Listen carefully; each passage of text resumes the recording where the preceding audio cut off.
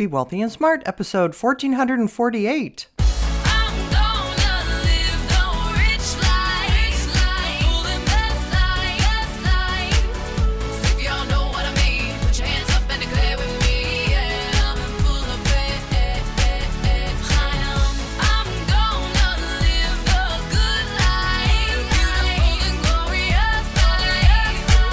Step into a world of wealth and financial freedom without budgets, boredom, or bosses on Be Wealthy and Smart. And now, here's your host, Linda P. Jones. Welcome to Be Wealthy and Smart. I'm Linda P. Jones, America's Wealth Mentor, empowering women and men worldwide to financial freedom. On today's show, we're going to talk about your asset allocation for 2025. Because recently I've been talking with a lot of people who are wondering where should they be investing. And I think as we prepare for 2025, this is one of the most important decisions you can be making is how to allocate your assets.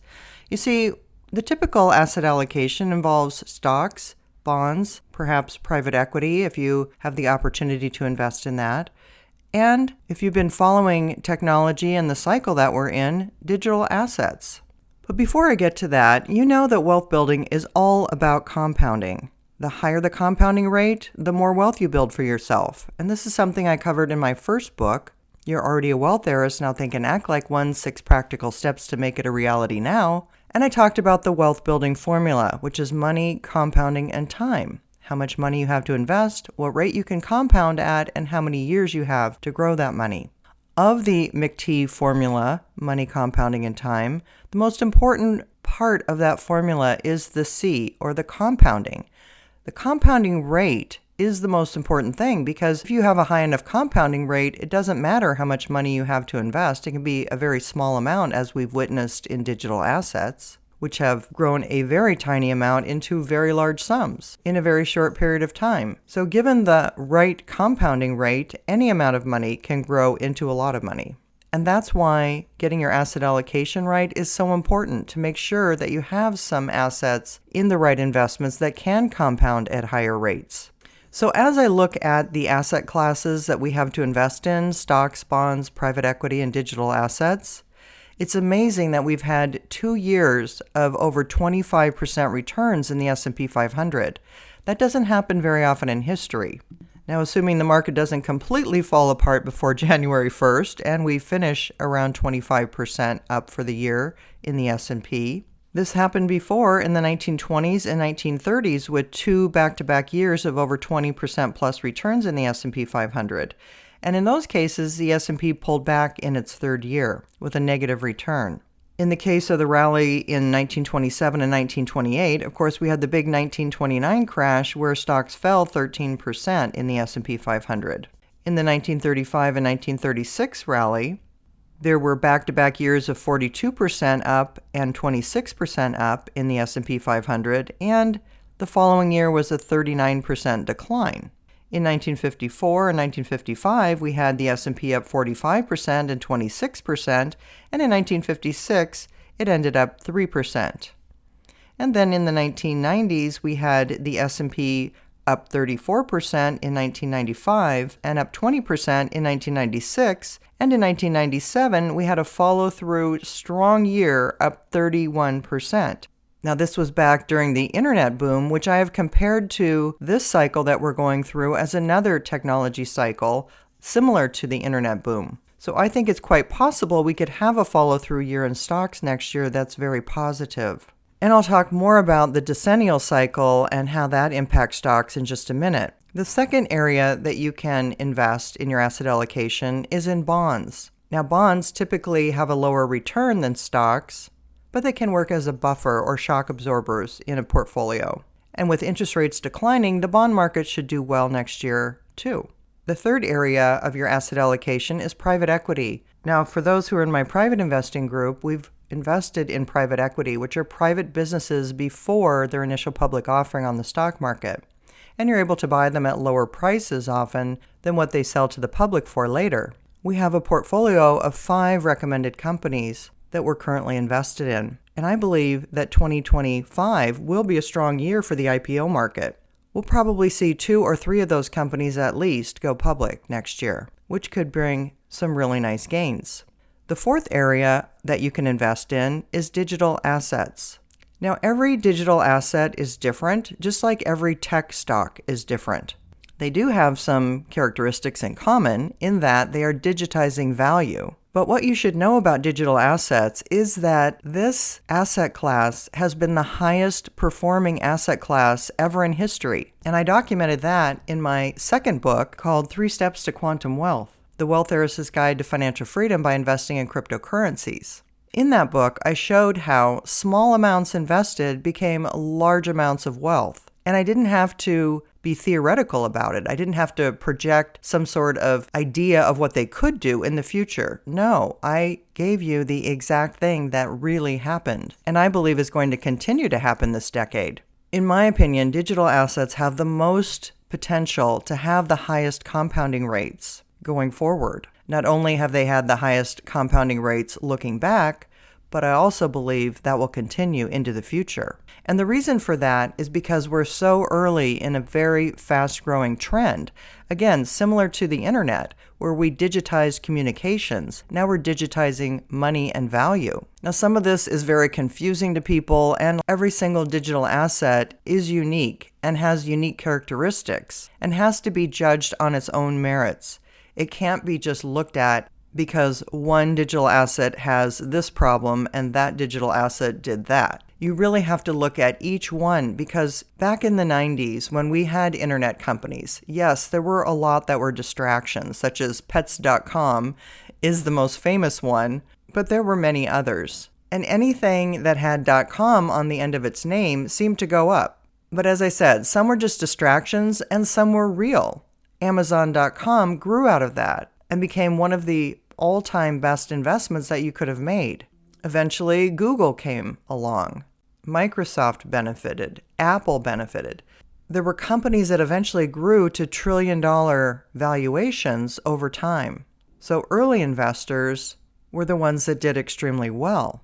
And that's where we are today. We're early. We're early in this trend. How do I know that? Because we don't even have legislation yet in the United States. Now, most other countries do have legislation about their digital assets, but we don't have that yet in the United States. And I believe that's by design, because we are the world's reserve currency, and therefore the rest of the world had to go first and will go last. So when you're considering your asset allocation, you want to look at where can you allocate dollars that can compound at the highest rates. And I believe part of your portfolio belongs in digital assets. Right now, institutions are 1% allocated to digital assets, but I believe in the future they will increase that allocation to 5%, 10%, 15%, and probably eventually 20%. And if you can get in before that huge wave of money comes in, well, it's one of the few times in history where you can do that, where you can be ahead of the large institutions investing.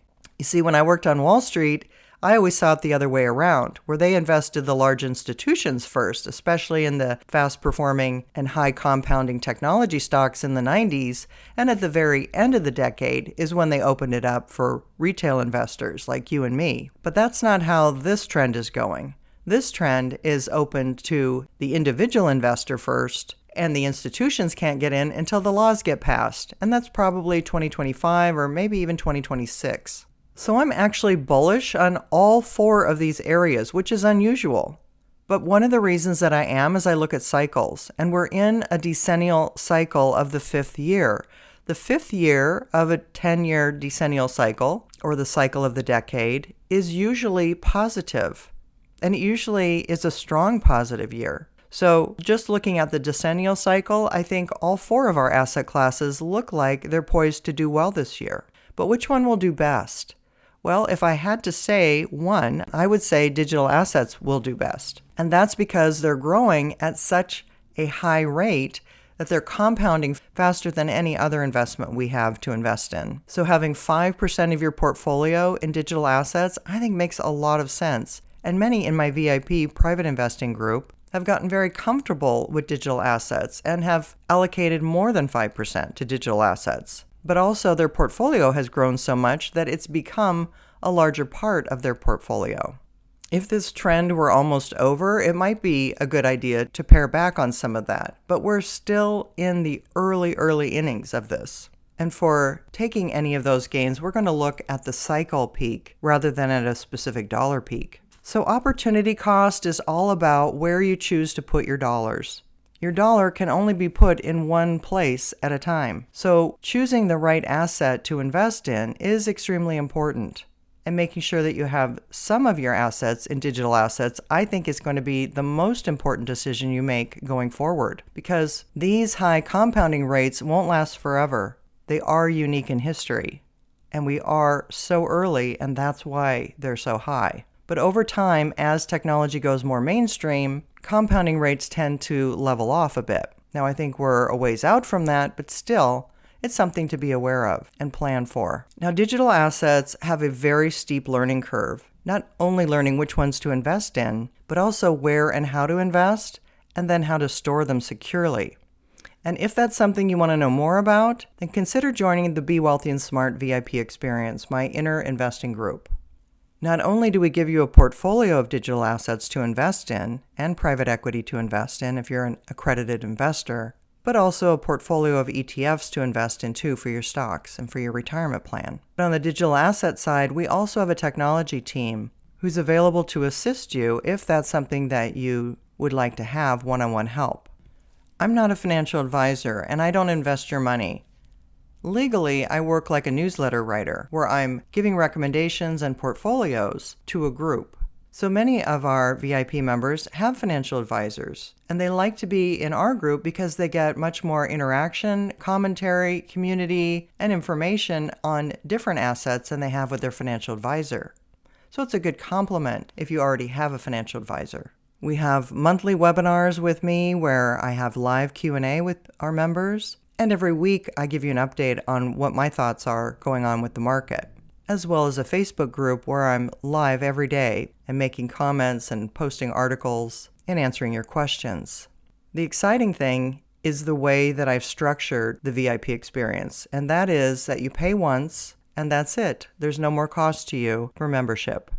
And I structured it that way because I believe that is the best way that I can help you to be a better investor, is to have you with our group for the long term. You see, investing is a long-term game.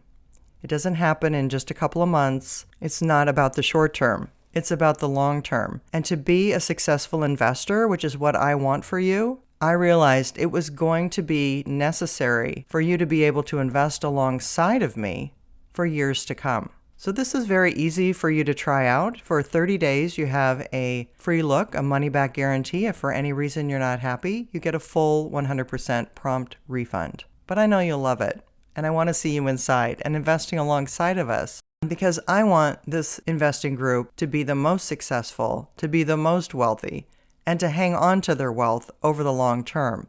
And those are the things we'll be working on for the next several years. So if that sounds like what you're looking for, please check out the show notes for a special savings for a limited time. That's all for today. Until next time, live the good life and be wealthy and smart. Thank you for listening to Be Wealthy and Smart with Linda P. Jones. Share the wealth and tell your family and friends about the show. Check out our website, blog, and social media for more riches at www.bewealthyandsmart.com.